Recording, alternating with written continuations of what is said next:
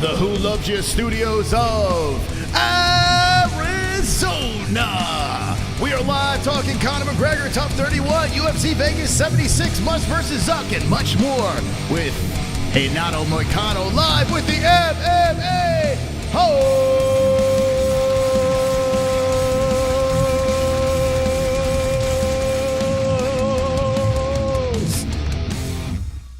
Wonderful.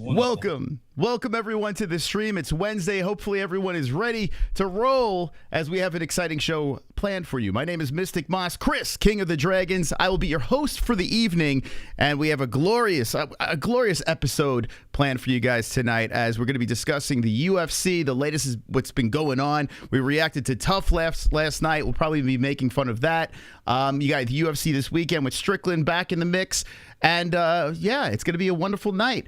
How's everyone doing in the chat? Make sure you hit the like button. Make sure you bash up that like button. You share the stream. We're live at a little bit of a different time, so if you're watching the replay, like, share, do all that fun stuff as well. Quick shout out to our sponsors over here. Shout out to mybookie.ag. The promo code is MMA-HOLES for a 100% match on your first deposit. Millions. Shout out to Millions. If you see in our live chat, we have a link to Renato Moicano. That's right. He's got a Millions account over there, so go check him out. Go buy some merch.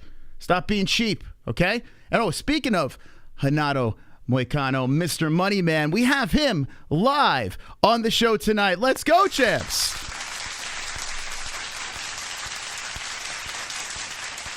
Wow. Welcome. What's up, Chris? How are you? Hey, I hope everything's good.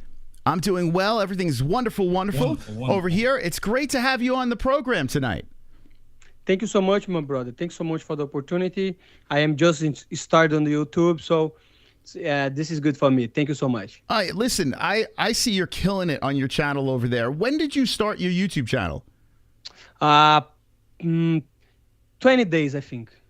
20 days. And you're almost, you're like surging to like 10K already, like, right? You're growing incredibly fast. Yeah, almost 9K. Wow. Yeah, 9K. Look at that. So what's the secret sauce here? You just doing a lot of uploads, a lot of live streams? Yeah, I am doing every day, you know. And I think that, like, to be honest, I was doing some live stream on Twitch, you know, but I was not getting a lot of viewers and stuff. And like, I like to game, but it's hard, you know. I'm not good. I just like to game, but since I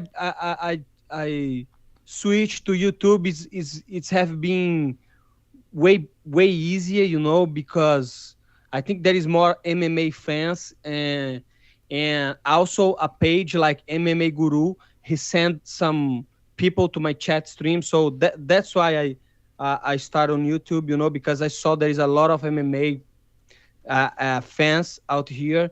So I have been supporting for a lot of channels. So I think that's why I am getting a lot of followers this last week. So I'm very glad to be on YouTube. That's awesome. Yeah, I see a lot of fighters making the move, starting podcasts.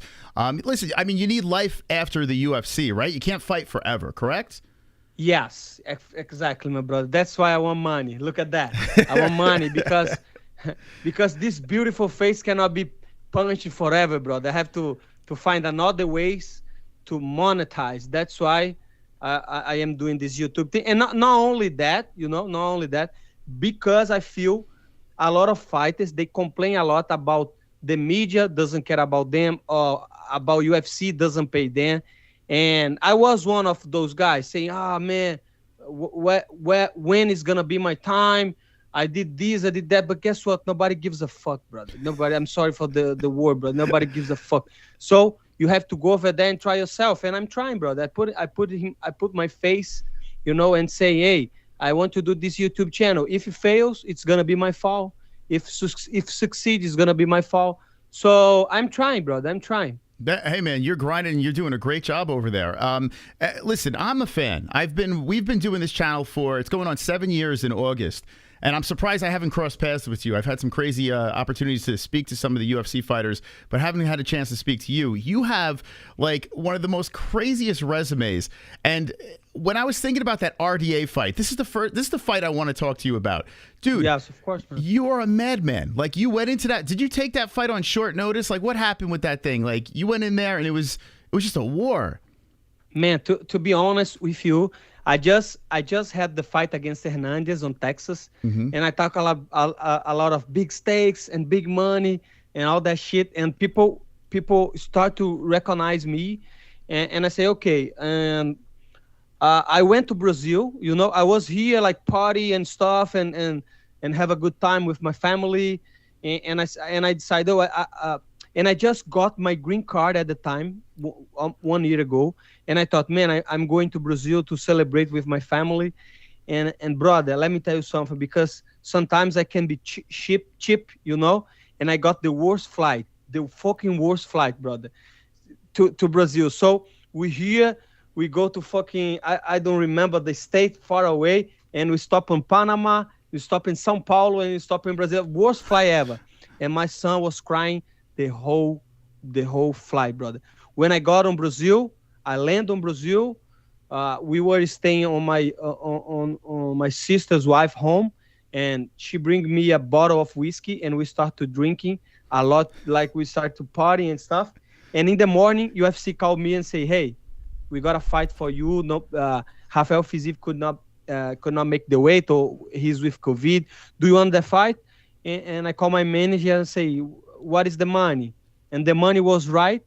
And I got a plane back to USA. Man, I was in the terrible shape, brother. Wow. But like I always say, if the money is right, you have to take your opportunity, you know. And I feel, even though I lost that fight, my stocks went up because people know that I was not prepared. I was not in shape. I was fucking drinking, eating, like having a good time with my family after a good victory. But UFC called me, and guess what? I don't regret that. You know, life is made of choices, and when I made the decision to be a fighter, I choose to fight every fight, you know, because of the money. So if the money is right, I will fight everybody. There you go. Yeah, you know, it's funny. We've been familiar with you for a while, but that fight really stood out. I know it's a loss, but I was like, holy shit, this guy is a savage. Like, you in that fight, it was just like you were out for blood, man. It didn't matter how that thing went down. You took it on short notice. You had the big win against Hernandez, and then all of a sudden you have this war with RDA. What, a month later? I mean, not even a month later. Less than a month later. No, 15 days. 15 days. Yeah. Dude, that's something insane. like that. Did you find, though, after that fight, did your social media explode and the fan base started to really latch onto you after that? Was after the Hernandez fight, you know, it was a good performance. And I talked to the audience. My English was getting a little bit better. Before that, my English was very bad. So before I start to talk on the mic and on Twitter and stuff, trying to be... trying to communicate with the fans, and after the Hernandez fight, my social media grew big. Was a huge, let's say, jump to the audience and stuff. And after the fight, I think just solidify, you know, because people say, hey, this guy, he's a warrior, you know. I was getting comments like that. But in the end of the day, he's not warrior, brother. I'm just doing my job.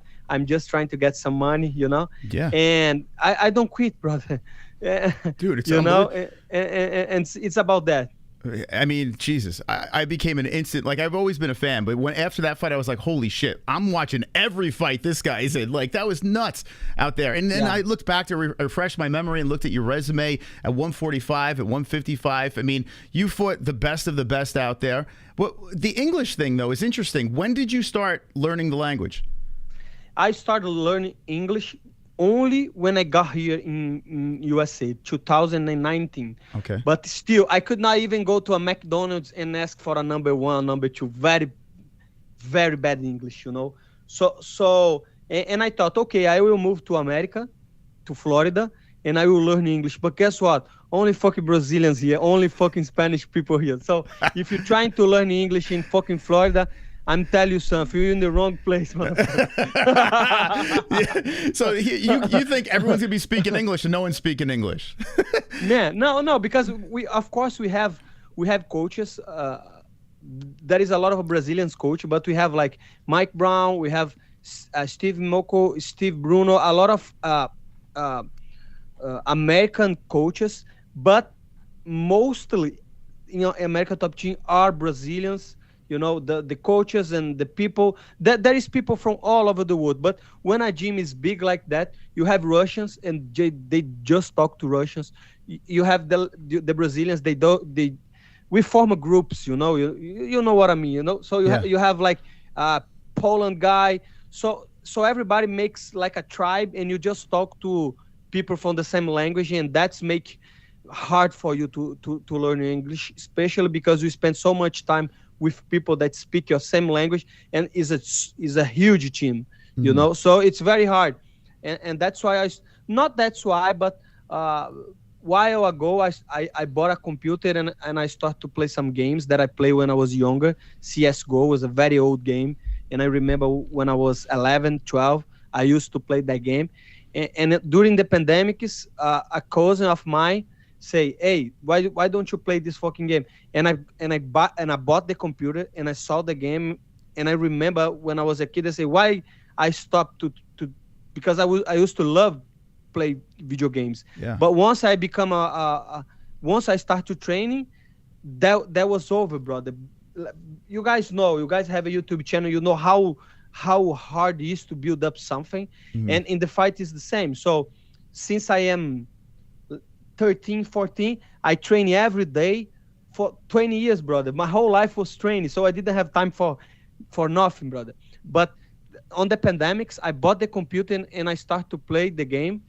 And to play the game, you have to do call outs. You say, oh, this guy is there, he's on the pass, he's that, he's in policy, and people start to talk shit on the game because I was bad, and I was okay, I will learn this to curse these motherfuckers, brother. and my English got really good when I started to play online games, brother. That makes sense.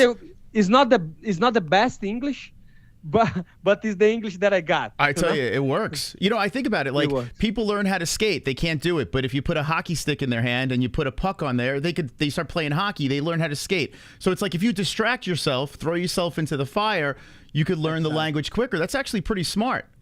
Yeah, that's what it is, you know, because when you play in the game and you want to succeed, you want to play the game, you have to cooperate, you know, with the other teammates, and you have to do the call outs. You have to, like I say, the guys there, and you start to learn, brother.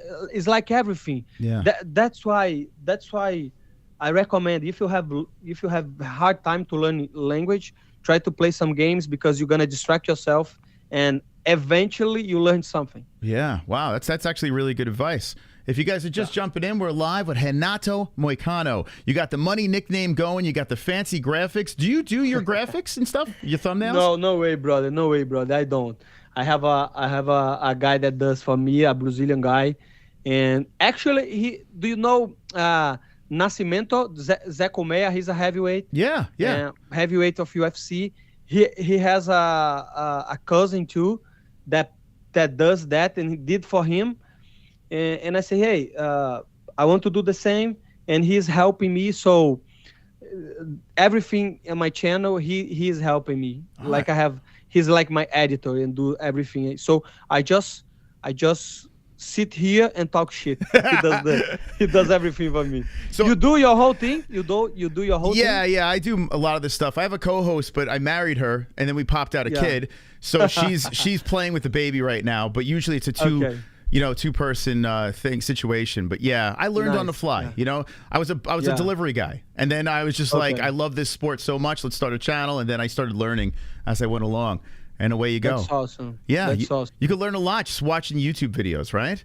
Yeah, it's crazy. Yeah, brother. Today I feel like YouTube is a big tool for everything. If you want to, but sometimes it's hard, you know, because let's say you want to learn about investment and business and stuff, you don't know how to listen, you know, who to listen, because sometimes it's hard. But I feel like for more technical stuff and pretty much everything you can learn about fighting, you just have to find the right channel, right? Absolutely. Yeah, and stick to it. A lot of people start a channel and then all of a sudden they pivot to something else and they lose their audience because they're there for one thing, right? So Yeah. talking about the UFC, right? And training and how do you juggle the family life, the YouTube channel and training? How does that work? Yeah, I have a very supportive wife since the beginning, so that's not a problem. She always back me up in everything that I want to do.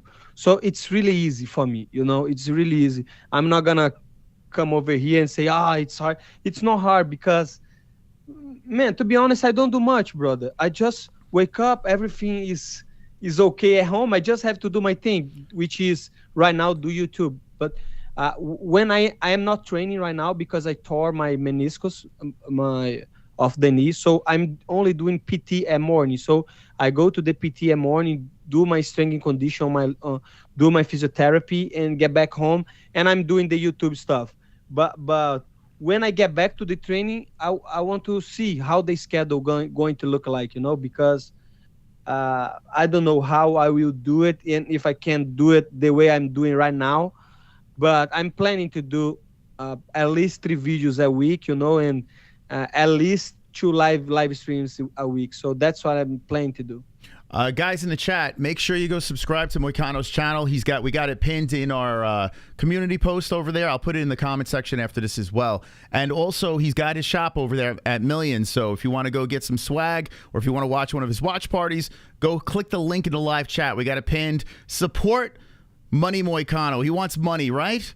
Let's go. It's all about money for me, my brother. Prize fight over here. There you go. I was just looking at it. So you were supposed to fight Sarukian. So this injury is the reason why you didn't fight him?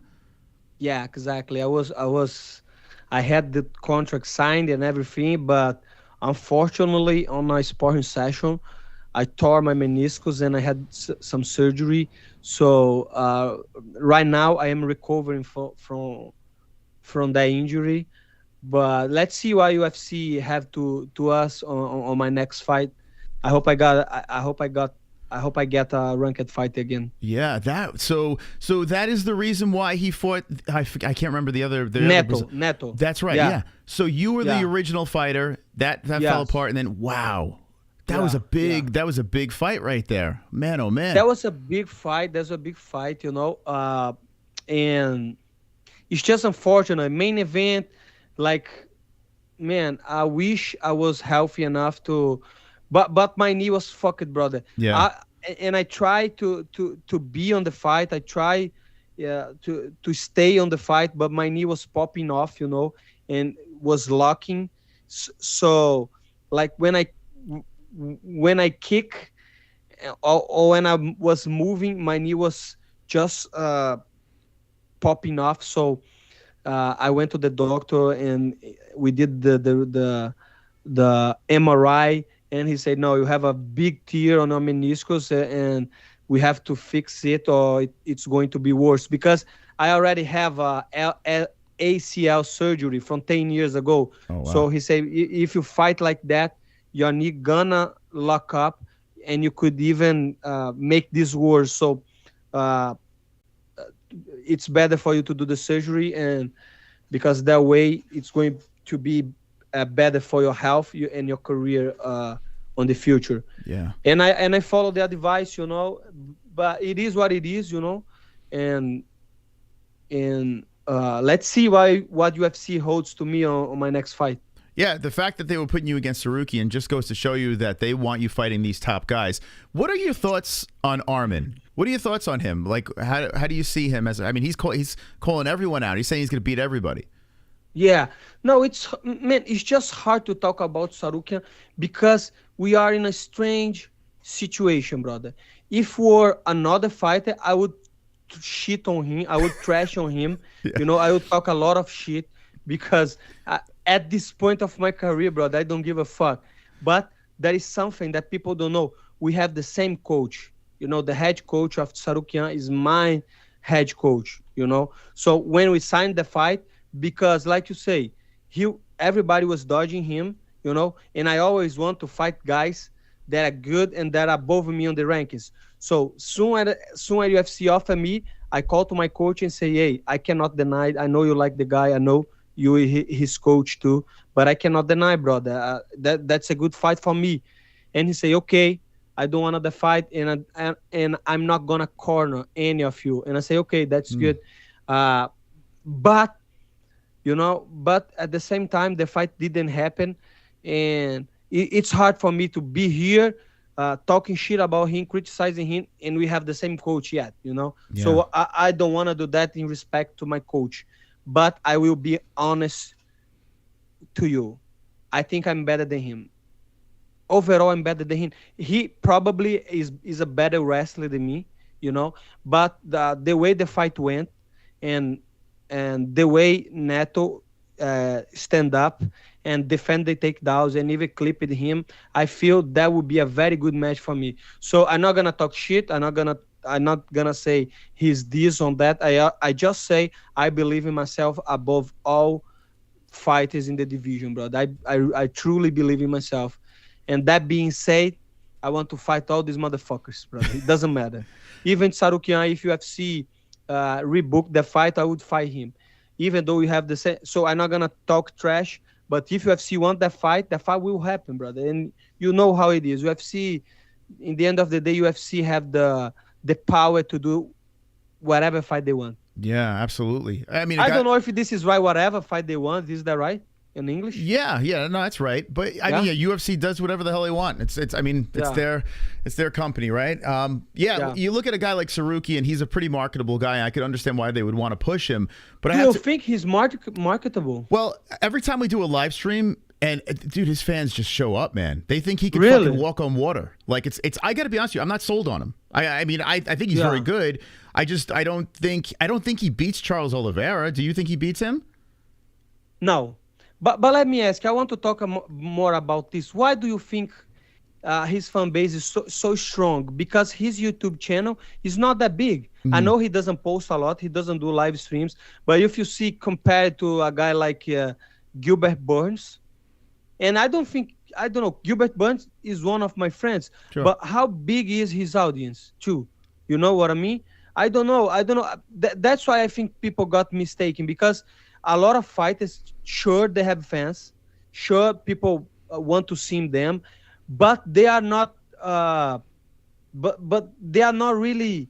People don't know really them. You know what I mean? Mm-hmm. Because they don't go live, they don't talk to fans, they don't even answer fans. So I'm not sure. That's why I'm asking you. Why do you think his fan base is good? The live stream. What you mean by that? I'm gonna say this. He's Russian, correct? Yes. Okay, there you go. No, he's not Russian. He's not Armenian. He's Armenian. Oh, okay, because it says he's fighting out of Krasnodar, Russia, but so he is Armenian then.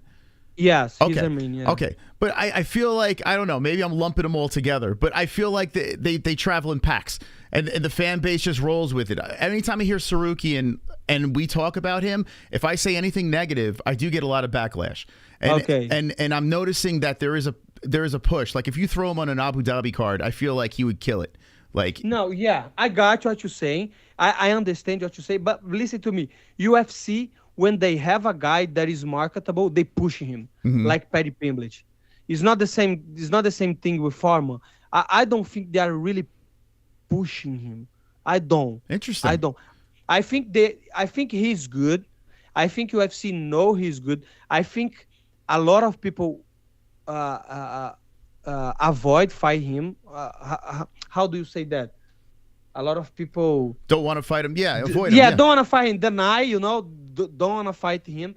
But I don't think he's marketable as that, because you see like his press conference and stuff. I don't know if people can. Of course, Russian and like you say in Abu Dhabi, Muslim people, Arabic people, they all. And even though I think he's not Muslim, I don't think he's Muslim at all. So I feel like guys like Khabib, Dagestani guys, guys like KHAMZAT, but like KHAMZAT is different, KHAMZAT is different. I don't think KHAMZAT, he has a lot of fans because of his fighting style and his personality. But other guys, I think is more like you say, the religion, the marketable is on the countries, like on Muslim or Russian people, on Dagestani. But I don't see this on. Maybe I'm wrong. I don't know. Maybe I'm wrong. But you see, because when you have a guy like is marketable, UFC really pushes him. Don't you remember like Sage Northcutt or Paddy Pimblett or whatever, brother? You can tell. I would say, like, if you didn't get injured, right? I would say you are on that list of very marketable people, especially what you're doing. But what you're doing with your YouTube channel is smart, right? True, but it's too small. Let's be honest. UFC doesn't give a shit about Moicano, brother. You think so? And I know that. It's not that I think so. I'm sure. I'm sure. And I don't take this as a how do I say? I don't take this as bad, because nowadays as a fan, you know, sometimes I watch a Brazilian guy or I watch an American guy that is boring or that people don't know or don't have a fan base, and I'm let me tell you something. Let me tell you something. Today I was watching the press conference of the whole fights, and I watched Sean Strickland, and the motherfucker is funny as hell, brother. I was laughing like I was watching a fucking Bill Burr or Shane Gillis or fucking even better than some comedians. And sometimes he pushed too much, and you see like it is a little bit of too much, you know. He's like trying to show up and stuff. And then, but that was okay. That was a good press conference, and he was talking a lot of shit. But after that, I went to watch Kevin Lee, and it was a good press conference. I understand that he got to say what he wants to say. He was not very talking trash, but at the same way, I felt it was a good interview. And then I was watching Abu. I don't even know the game that the name of the guy he's fighting. The PFL guy, Abus, I think his name is. Yeah, I know you're talking about. Okay. Yeah, he's fighting Sean Strickland. It's crazy. And in 1 minute, 30 seconds of the interview, I'm saying, okay, I'm done with that. I'm not watching this motherfucker, brother. No way. Because he was like, first of all, the guy, the reporter asked questions, and the other guy has to translate, and he was like, with the microphone, yeah, people gonna see. I said, I'm done with that. I don't want to watch this motherfucker, you know? So how can I blame the UFC to not give a shit about Moicano? I don't blame UFC, brother. I don't blame UFC, you know?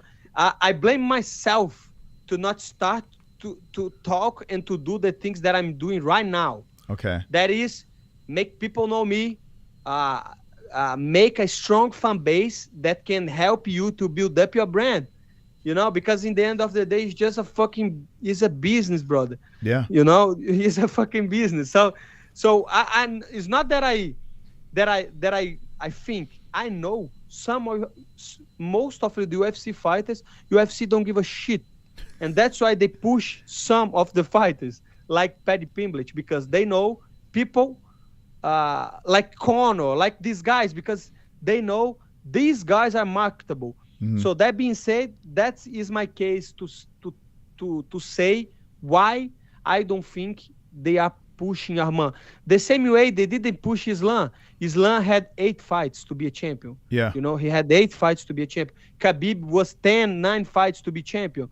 And if they could put Paddy Pimblett to fight for the belt right now, they would. 100%. You know, they're not gonna do right now because of the backlash, because from the last fight was a bag. Well, and I'm not even hating UFC. I am saying it is what it is. It's the world, is life, is how things works.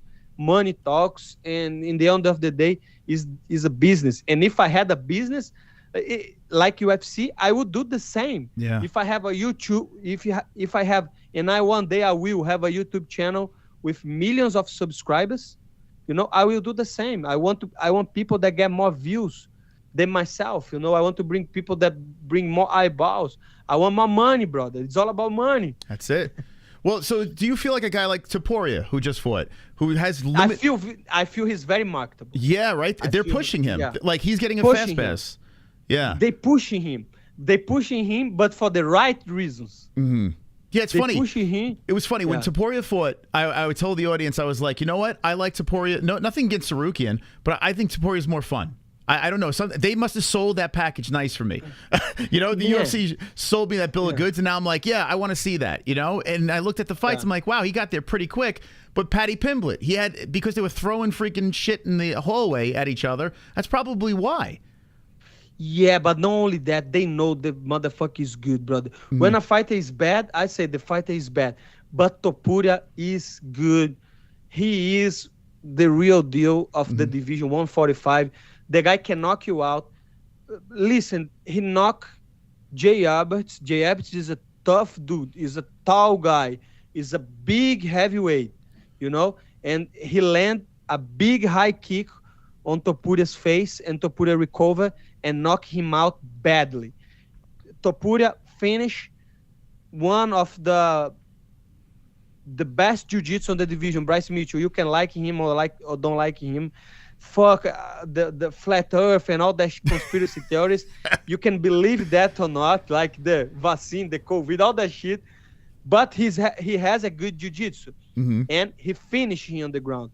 And I knew he would destroy Bryce Mitchell and he would destroy the bald motherfucker, Emmett, and also he fought one of the best jiu-jitsu in UFC overall, Ryan Hall, and he beats him bad. So Topuria has not many fights in the UFC, but he's young, he's talent, he's fun to watch. Yeah, he's a very technical fighter. It's hard to put, I think he is like a better Volkanovski. Not that he's better than Volkanovski, but I feel he's more marketable than Volkanovski. Yes, I agree. I think he's more marketable than Volkanovski, even though I feel he can lose to Volkanovski. I'm not saying he will get dominate, but I think Volkanovski is just too good. But Topuria is up there. He's up there. I think he lose to Max Holloway, but I feel UFC is pushing him for the right reasons. Yeah. He lives in Spain. He's Georgian, so they can appeal to the European public, to the Latin community that speaks Spanish, and to American fans that like a brawler. But at the same time, he has wrestling, and he's young as fuck. So I think in a couple of years, this guy is gonna be huge, and that's why I say, look at his YouTube channel, brother. His YouTube channel is huge, and he doesn't even post. You look to his YouTube channel, the views, the public that he has, you see, the UFC is gonna push that guy for sure. Yeah, I believe it. Yeah, I mean, where he is right now, I didn't even know he had YouTube, but I'm gonna look for it after the stream. Yeah, look, it's a big YouTube. Like, you can see when a guy just do training videos and little bit stuff like that and get like 200K views, he has a good audience. Wow. And, so it is what it is, bro. The UFC is not the best combat sport for no reason. They are the best thing, and they know. Sometimes they do mistakes, like every company, but mostly they got right in everything. That's why they have $1 billion, brother. I mean, it's nuts. You see the stuff with Ngannou and PFL and I know Conor's holding up and not in the USADA testing pool. Like, it bothers me because the UFC is so great. Like, I love the UFC. I love watching. I'm a big fan of the sport, but it bothers me. I feel like the UFC right now, I feel like they're lying to us about a lot of stuff. Like Conor's 100%. Right. I mean, like, you watch TUF, you want to see him fight Chandler. Now we don't even know if that's going to happen. John Jones, is he ever going to come back? Now they're hinting that Ronda Rousey might come back to save women's MMA. Like, what? It feels like a complete circus right now. No? Yeah, but I feel UFC is trying to manage that, because imagine that you have to manage it, to make fights with people that probably is not easy to deal with, Imagining trying to have a meeting with fucking McGregor. That motherfucker is crazy. He has a lot of money. I don't know what's going on. I don't know if he's drinking, if he's been partying, but he doesn't look sane to me. Sane. He doesn't look like he's in a good place mentally right now. So imagine to go to a meeting and have to discuss fighting with this motherfucker. Man, that's a hard job too. Being a promoter is a hard job. I know, because I had in Brazil back in the day when I used to have a gym. I used to have a gym in Brazil, and I used to support my friends to fight, because it's not easy to find people to fight and shows to fight. So I did my own show, and I tried to matchmaking fights and to do the whole stuff in a very, very small show, regional show. Man, it's hard. Imagine trying to put these fights out, you know, Conor McGregor and Ngannou. But I feel UFC always have the leverage anyways, and I don't know, the Ngannou situation is just crazy to me. I don't know what's going on, but I guess we're going to find out in the next years. Yeah. What was your thoughts? You've been in the UFC since what, 2014, correct? Yeah, like December 14, so let's say 15, you know, almost 10 years. So yeah, you've been around for a little bit, and when Conor hit the scene, when he came in like a bat out of hell and he was knocking people out, he was calling out Jose Aldo and doing all this crazy stuff. When he was on the uprise, what did you think of the guy? I thought, man, I thought he was a joke, you know? I thought he was a joke, brother, because back in the day, I was not this guy that are talking to you, you know? I was different. Because martial arts, they can mold you, you know, and jiu-jitsu that to me. So I remember all my coaches, you have to be respectful, you have to be there, you have to conduct yourself in that way, you have to do this, you have to do that.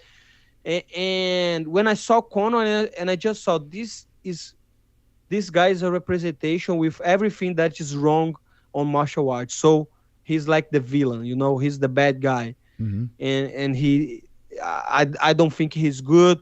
He's just promoting himself, but time always tell the truth, you know. And the truth is, he was a visionary. He was a guy that saw what nobody was seeing at the time. Nobody was seeing MMA.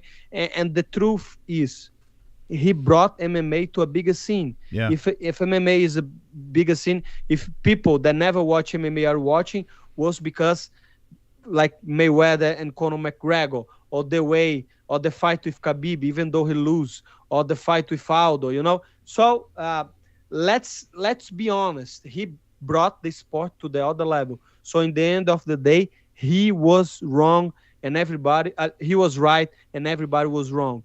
So at the time, I thought he was a joke. I still don't think he is the best. He was the best fighter of the division. I feel UFC pushed him because UFC knew, like I say, they knew, brother. So they made the right fights at the right time. 100%. And this is what sometimes, or people don't have opportunities, or they have manager, or they are incredible dumb, or they just have to fight the way they fight. But look at my career for an example. Look, let's say Khabib career, and look Conor career. It's totally different, brother. You know, a lot of times I got the fights that I was not supposed to take for money, that I was not supposed to make, but that was what I had at the time. You know, I didn't have a good manager. I didn't speak English. I like I say before, I was not a very marketable product for the UFC. So if you come to the UFC and you're a good fighter, and UFC knows that you're gonna bring money to the table, of course they're gonna try a way to make you succeed. You know, it's not they're gonna fix the fight, of course not. UFC always fight the best, but I feel they're going match up fights the same way they did to Pereira. You know, it's not that I think they want to Pereira be champion, but they wanted to build the rematch with Adesanya. So that's why they put the fighters in the way they did. And like I said before, they are not wrong. They are not wrong. Yeah. You know, but back in the day, I didn't see that. You know, and after that, I just realized, brother, it's just a business. The world is like that, and you have to do your best with what you got. You know. I kind of felt, I don't know, maybe I could be off on this, but I kind of felt when they brought Pereira in that they were trying to take out Izzy. Like, they didn't want him to be champion, I felt. And I was rooting hard for Pereira. I have nothing against Israel Adesanya, but I like Pereira a lot. And I kind of felt that they gave him a fast pass to take out Israel Adesanya, be a hitman. Am I wrong on this, or do you think they just wanted to build this super fight? No.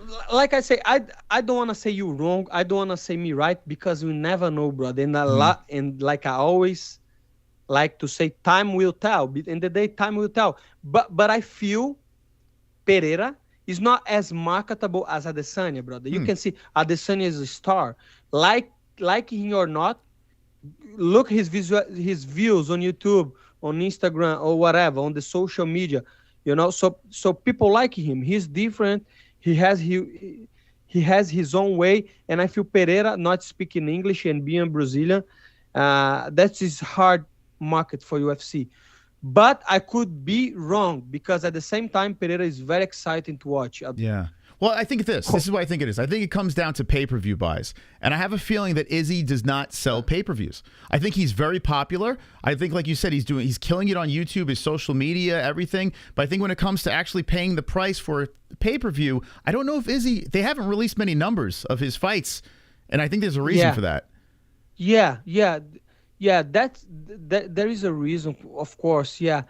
But do you think, if you think about that, do you think Pereira would do better than Izzy on pay-per-view numbers? No, I don't know. I'm not quite sure. I don't know, but I don't think he could do worse, to be honest. I have a feeling. Yeah, I have a weird feeling that people steal. I mean, listen, we know what streaming's like. It's so easy for people to just go out there. We have an affiliate with ESPN, so if we sell pay-per-views, we get more money on our channel, right? But I'm real. Okay. I try to be as real as possible. And I say to you guys, hey, if you can't afford it, I don't know what to say. You know, like, I can't force you to pay $85 a month for this stuff. It's expensive, right? And I look at the pay-per-view buys with our affiliate link, and when Izzy fights, barely anyone buys those pay-per-views. So I'm not sure. I mean, I'm guessing. It's a guess, you know? Yeah. Educate guess, I would say. If you follow the sport enough, you have an educate guess. Yeah. But yes, I understand. It's just tough, brother. It's just tough. You don't make stars overnight, you know. Volkanovski being as good as he is, he doesn't sell pay-per-views. Yeah. Amanda Nunes being good as she was, he didn't sell pay-per-views, you know. You have to have something special, brother. Yeah. You have to have something special, you know. And like Moreno and all these champions, you know. And that's why they are trying to, like you say, bring it back Ronda Rousey or John Jones or McGregor, you know. Because some athletes, people just relate to them, you know, and it is what it is. And most of the fight is not gonna sell pay-per-views. But how do you feel about Dustin? Do you think Dustin would be a good champion for UFC? Dustin Poirier. So I have I got to be careful here, because I'm assuming you're friendly with Dustin, correct? Yeah, but every time that I talk about MMA, I don't have friends. Okay. I have friends with him, you know. But let's say if you ask me my opinion about Dustin Poirier or another other fighter, I will always try to tell the truth as reasonable as I can. I always like to do that. Okay, that's respectable. That's fair. So especially if you're doing YouTube, right? You have to be as unbiased as possible, correct? Yeah. Well, Dustin, I think Dustin fights are amazing. I love watching Poirier fight, right? And what he did to Conor, how he redeemed himself, that was fantastic, right? But for some reason, I think like Khabib being the champ is better than Dustin being the champ. Islam being the champ is better than Dustin being the champ. It's more exciting for me with Islam or Khabib over Dustin Poirier. Dustin's great. He's fun. But for some reason, I see maybe BMF is better than an actual belt, like a championship belt for the guy. I don't know why. As a fan, it's weird. Yeah. But do you think that would translate to pay-per-views? Do you think who would sell more pay-per-views, Dustin or Khabib?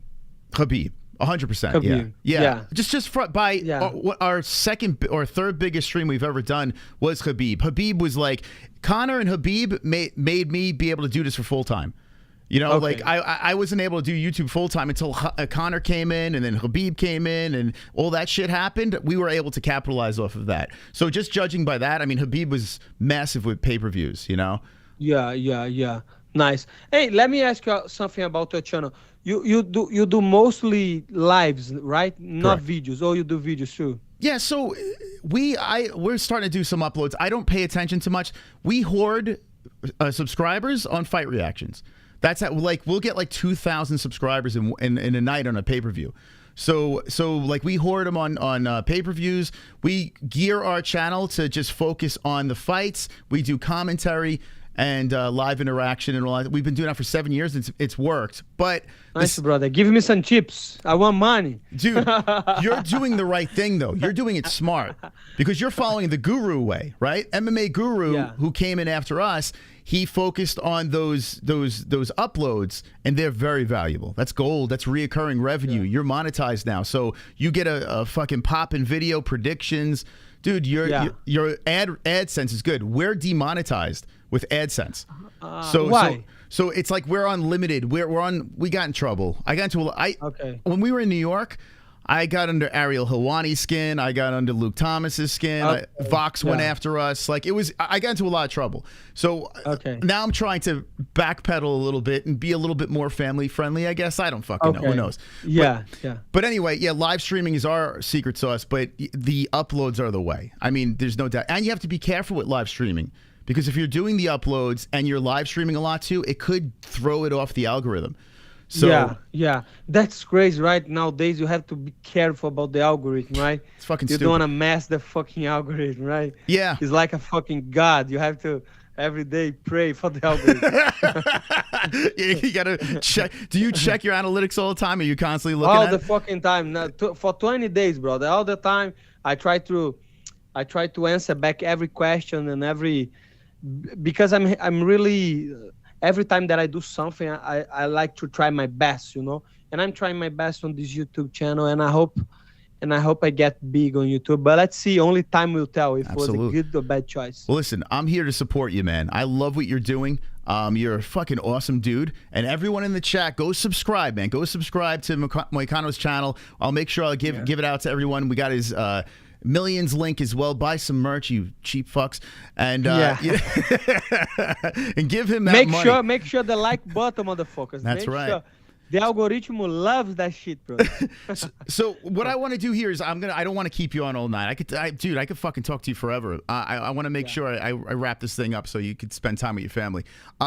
So we spoke about McGregor, Musk versus Zuckerberg. Do you think does it annoy you, or you think it's cool? What do you think about that? No, I'm loving it. I'm loving it, brother. See, probably two of the most powerful men in the world, like because they control media, punch each other on the face for nothing. That's fucking gold, brother. When would you see something like that, brother? Because they are not fighting for money. They already have a lot of money, a lot of power, control. Probably the most revolutionary thing in our century, social media. And one guy have Facebook and Instagram and WhatsApp, and the other guy have Twitter. And let's see who is better on fighting. And I just feel, I don't know, I just feel we're living in a crazy time, brother, when you can see two of these guys fighting.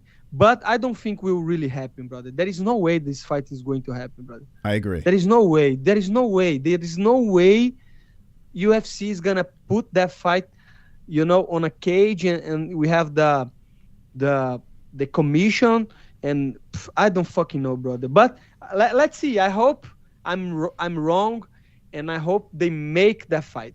It's a content creator's dream, and it's also, I'm sure, a fighter's dream, because if you think about it, if you're on that pay-per-view card, my goodness. I mean, that's talk about exposure, right? That's craziness.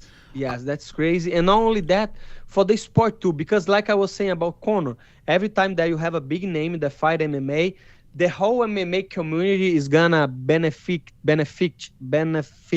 of that, It's gonna bring a lot of people that don't know shit about fighting, don't know shit about MMA, but know about Elon Musk or Twitter or Zuckerberg and Facebook. So they're gonna tune to watch, and this is gonna bring MMA to another level, and that's why they are doing this, brother. So I hope I'm wrong, but man, it's just too crazy to witness that. I don't think that fight is going to happen. I agree. I hope I'm wrong. Someone in the chat just dropped in, and I don't know how true this is, but I know they're talking about it. Shavkat Rakhmonov versus Kelvin Gastelum is official. I don't know how true this is, but if that is true, holy shit. Yeah, that's a good fight, and I like Kelvin Gastelum, but that would be trouble for him. Tall guy, very good striker, very good overall. Beat what's the name of the guy that beat Ponzinibbio to the Jeff New, very good boxer, okay. good solid takedown defense. This guy is very good. I don't even know how to say his name, but that's probably trouble for Kelvin Gastelum. I love Kelvin going back down to welterweight if he could hit that weight healthy. I love that. But I did notice that he put it all over his social media. He's trying to grow his YouTube channel, and I think he's basically saying, hey, man, if I build my YouTube channel as I sell this fight, hey, worst comes to worst, if I lose this fight, I still hoarded this big audience in. It seems like a lot of people are trying to have fallback plans just in case, right, if something goes down. It seems like Kelvin's doing that. Yeah, I don't know. I don't know if could be, but I don't know. Maybe he just realized that because this is what funny. Because look, when I saw Kelvin Gastelum on YouTube, I thought he would have a lot of more audience than he has. You know, because he is very famous when fighting. Yeah, he's very. People know him. He fought for the title. He fought at the Sun. He has been in the game for a long time. But like I was saying, if you are not on the right moment, on the right time to build up a channel like that, you have to grind like I'm doing, you know. And it is what it is. Maybe he just realized that he has to do that in order to get more popular, or to have more fans, or to make money or whatever, you know. So a lot of fighters, they're realizing that, and I feel we're going to see a lot of fighters jumping on the internet, on YouTube, Twitch, on all that stuff. But it's not made for everybody, you know. It's not made for everybody, because some fighters, a lot of fighters that I know, they don't like to watch fights. They are not really fans. They are more a professional, you know. They like to compete, but on the family time, or on the relaxed time, they don't want to watch fights and watch interviews, you know. I am doing this because I do this anyways, brother. If I didn't have the YouTube channel, I would be on YouTube watching the interviews. So so for me, it's like easy money. Yeah, dude, smart move, man. I tell you what, you picked the right path, man. Not only fighting, but YouTube too. I think you're gonna fucking kill it, man. I really do. I hope so, brother. I hope so. A lot of people say money doesn't bring happiness, but guess what, brother? I can buy a lot of fucking stuff. I can buy a new fucking watch. I can build another house. I can buy another house, or a fucking another car. So that's what I want, brother. Living a good life, because I don't know what's going to be on the next one. Absolutely. So I'm going to leave off with this here. You are in lightweight, all right? You're trying to recover from this injury, and the fact that you were going to fight Sarukian leads me to believe that you could be in the picture in a couple of fights. You never know. There could be gold on the line, right? I mean, it's not impossible to think this. So how do we make this path to the belt for Renato Moicano? Do you vision, okay, if I win this, and this fight, I'm there? Or are you taking one fight at a time? Yeah, brother. Don't get me wrong, brother. Let me tell you something. I am one of the best fighters in the world, and even though I lost a couple fighters, I have been trained. I spent my whole life training with the best. So I train with Poirier, I train with Sarukian a lot of times, I train with Ganrot. I know all these guys, and I'm up there, brother. I'm up there, and I believe myself. I believe I'm better than everybody, and the gold could be there. So I need a couple more wins, you know, and I think my next fight is going to be either of those. I think. And it's a very good fight for me. I think it's going to be the winner or the loser of Dan Hooker and Jalin Turner, because that fight makes sense. Because if you see in the rankings, he's number 10 and the other is the number 11. And even if he loses, who loses and who lost, he look at the rankings. Yeah. So go to the number 10. Okay, here we go. So so you got Turner's at 10, correct? Put a little bit to the left, because I'm not seeing. I'm sorry. Let me see. Yeah, that's better. Okay. So Hooker is 11. You know. Jalin Turner is 10. So let's say Jalin Turner wins. Who he's fighting? He's not fighting Sarukian. Rafael dos Anjos is not going to be on the rankings anymore because he's moving up. We have Ganrot. Ganrot probably fight Fiziev. Chandler is not fighting anybody up here. So even if he wins, you can see until the top 8 is locked, they're gonna fight each other. Arman's not gonna fight him back again because he fought a guy outside the rankings, you know. Mateus probably gonna fight Fiziev. Benil Dariush, I don't know what the fuck is going on with him after the fight. Chandler think he's entitled to fight McGregor, but guess what, Chandler? It's not gonna happen, motherfucker. So prepare yourself for a fucking real fight. McGregor is not on the menu for you, you know. So I feel doesn't matter who wins and who loses. They're gonna have to fight us, you know, below them on the number 13, number 14, number 15, Grant, even the me, you know. So I will fight either the winner or the loser of Jalin Turner and Dan Hooker.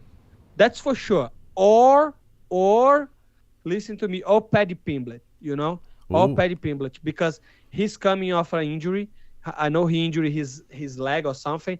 I injured my knee. So we're going to be at the same time, you know, going back to the cage. And as I started to talk, I feel UFC could feel that I'm marketable, and I think they know Paddy Pimblett is done, because even though he has a good fan base, the backlash was too bad. Everybody was mad at him, you know, and he doesn't have the skills to beat anybody on the top 15. Let's be fucking honest. I know this is entertainment, but this is a sport. If you put this motherfucker with a guy that is worse than Jared Gordon, you ruin the UFC name for what? For a guy that is not a good fighter. So he has to fight with somebody on the top 15, and I feel they're going to try to put Pimblett against me, because maybe me or Frevola, you know, that's a fight that could happen too, because Frevola is asking for the fight too much, you know, and Frevola is on the top 15. So maybe that's a fight that they can do, Pimblett or Moicano, Pimblett and Frevola. But I don't know. I feel they're gonna think maybe I am a better matchup for Paddy Pimblett because of the jiu-jitsu stuff, and he's from jiu-jitsu. So maybe Paddy Pimblett, or maybe Johnny Hook and the Hooker. That's are the options. And in a couple months, we're going to know. Time will tell. So you're willing to take a shot against Paddy even though he's not ranked? He's fucking easy money, brother. I fought him without knee, brother. He's fucking money on the bank, brother. If you guys don't know, on the fucking chat, my name is Moicano, and I love money. And if you find a $100 bill on the fucking floor, you just take it. And here's that $1 bill, $100 bills, brother. Because if I fight him, I will get more audience, because he has a lot of fucking followers. I don't know why. Fucking goofy hair, or his fucking accent, I don't fucking know. One thing I know for sure, if UFC grant me that, if they put me against him, will be a fucking money on the bank, easy money. I definitely 100% would fight outside the ranking with a easy money like that. Interesting. That's very interesting. It seems like a lot of people would go for that, because Paddy's like a red panty night these days, right? Yeah, and people don't like him. People want to see him get beat. And guess what? I am the man for the job, man. I am gonna be like a killer, bro. Go over there, kill him, collect the money, make a YouTube channel, make a video saying he's easy money, and I can collect both ways. There you go. I think the UFC would be crazy to put Paddy against you, because I don't see that going very well for Pimblett in any way. But look at the top 15. Who I think will be? I think Frevola is going to be the guy. But the problem is for Paddy Pimblett, Frevola, he has a knockout power. Mm-hmm. You know, he's a power puncher. He can knock him. He knock out Dober. Dober is a tough guy to be knocked out. And I think they want to do. I think back in the day they want to do Dober against. That was the fight to make. Okay. Dober against Pimblett. You know, because of their style. Maybe they think because Dober is a very good striker, but he has, like Frevola, he had some couple losses on the ground, especially against jiu-jitsu guys, and maybe they think Paddy Pimblett with his jiu-jitsu could beat Dober, but Frevola beat Dober, and maybe that's the fight to make. But I feel UFC know probably Frevola knocking him out cold. You know, it's not gonna be a easy fight for Paddy Pimblett.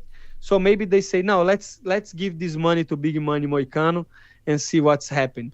And I hope, but I'm not gonna be over there calling him out. You know, fuck him too. If they don't give me Paddy Pimblett, I fight a real fighter. You know, I'm not gonna be over there try to, hey, Paddy Pimblett, fuck Paddy Pimblett, bro. If they want give me free money, guess what? I love money. If they don't, I'm gonna fight for my money, beating other motherfuckers. Let's go. Would you take, I mean, so you're not looking back unless it's Paddy, so you wouldn't take Matt Frevola though, right? If Frevola was the only one they offered to you, would you take that fight, or is it only I will tell you, I will fight everybody on the lightweight. Okay. I would fight everybody.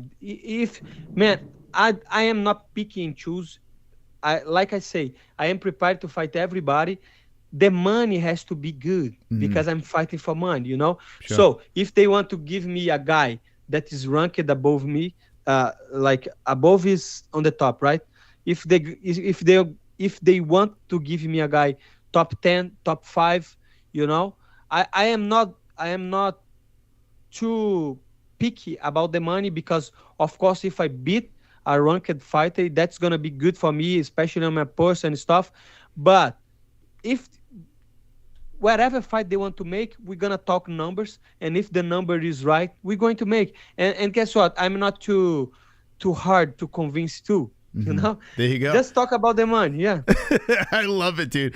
I fucking love it, man. I can't wait. So how many more fights do you think you have left in your tank?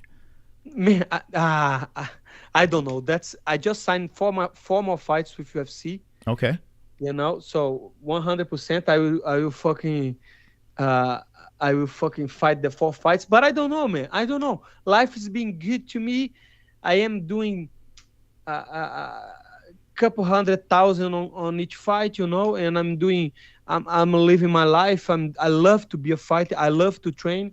Let's see how long.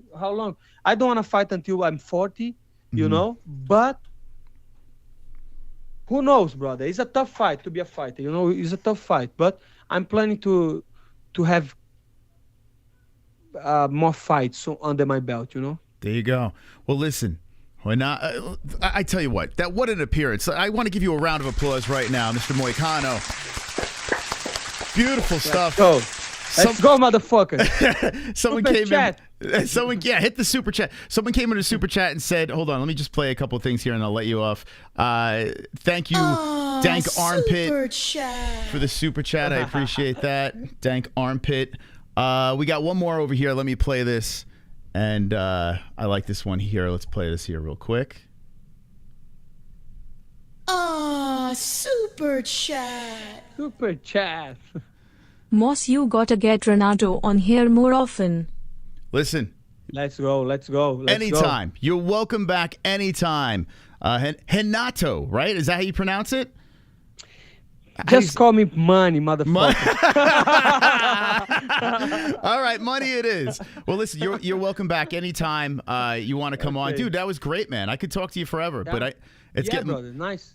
Appreciate it. I see Oos coming in the super chat. Thank you so much, Casey. Listen, I'm looking forward to your next fight. Go subscribe to this man's YouTube channel. Make sure to have the links ready for you. We got his Millions. You got any? So are you signing anything on Millions, or is it just merch on there, or what's going on Millions? I think it's just merch. I didn't sign anything, but let me just say something. If you're going to subscribe, you better watch the fucking video and like button. If you don't want to watch the video, don't subscribe, brother. Because I'm not in this game to have subscribe and to say I have 100,000 people or 1 million. I want the views. You know what? Because the views, they pay the bills, brother. The views pay the bills. So if you don't watch the videos, don't fucking subscribe, you motherfucker. Well said. I agree. I second that. Thank you, my man. Listen, have a great night. I'll talk to you soon, okay? You too. See you, my brother. Oos, have a good night. Oos as well. There we go. Renato Moicano on the MMA-Holes. Dude, I can't believe... Yo, this guy's been in the game since 2014. How is this the first time we've had this man on the show? How? He started learning English in 2019. Here we are, 2020. So the pandemic, basically. And, dude, he speaks fantastic English. Like we've said before, if you're not from here, you're in the UFC, learn the language. This man has done that. He gets on the mic after his fights. Not only is he a badass in the cage, he gets on his mics and just fucking kills it. Pay the man. Money Moicano is here, baby. And I can't wait, man. He's sitting at rank 13 at lightweight. Dude, if you have not seen this man fight, you better go check out his fights. He's so much fun, man. Thank you, Dustin, man. That's very nice of you. I appreciate that. Dude, backstory, we saw that he had a YouTube channel, right? And what I do is after every fight reaction, I go on YouTube and I go there, and sometimes I drop in the comments of like random fight reaction channels, and I'll just say, hey, good job, you know. I'll just say something, or wonderful, or whatever. And I saw I was like, whoa, he's got a channel. So I dropped in there. I'm like, yo, we got to collab 100. He found us on IG, and I was like, oh, okay, we're doing this, man. We're doing this. So he's fucking hilarious. So go check out his live streams. Go like all his videos. Tell him the MMA-Holes sent you, okay? And go check out Millions. The link in the description if you'd like to buy some of his merch as well. I got a phone call at Millions tomorrow, so I'll be talking about that some more with them. But yeah, dude, that was fantastic. All right, guys, listen, I'm done. But tomorrow night, we're going to be dropping our Sean Strickland song. Moicano was saying, hey, do you guys do video uploads? Well, we really don't. But tomorrow we're starting a new thing. We're starting music. I mean, we have our donation songs on the channel that we play. You guys pay. We play the donations. But tomorrow we're dropping something special. The Sean Strickland song dropping tomorrow night at, I don't know what time, 9 or 10. I'm not sure. But anyway, this stream is going to redirect you over there. This is what I need you guys to do. I need you guys to like that video, okay? I need you guys to play it on repeat. Pump it in your car. It's got the thumping bass going. Sean Strickland spitting out the fucking lyrics. Check it out. And also tag Sean Strickland. He's fighting this Saturday. I need you guys to tag him because I want this to be his walkout song. The GIFs that are in this video were created by our community, our Discord. I created the song, but the visuals were from you guys, from the Discord. So you guys have a moment to shine. This is going to redirect you over there. I think Sausage is dropping it in the chat. Listen, guys and gals, and if you're watching this on the replay, hit the like button. Send a super thanks. Support the channel that way as well. You guys don't send super thanks. You send super chats, but not super thanks. You could do a super thanks. That's nice as well. And I'll see you on Friday live. Make sure you go check out that video. Sean Strickland, don't be an a-hole. Be an MMA hole. Good night.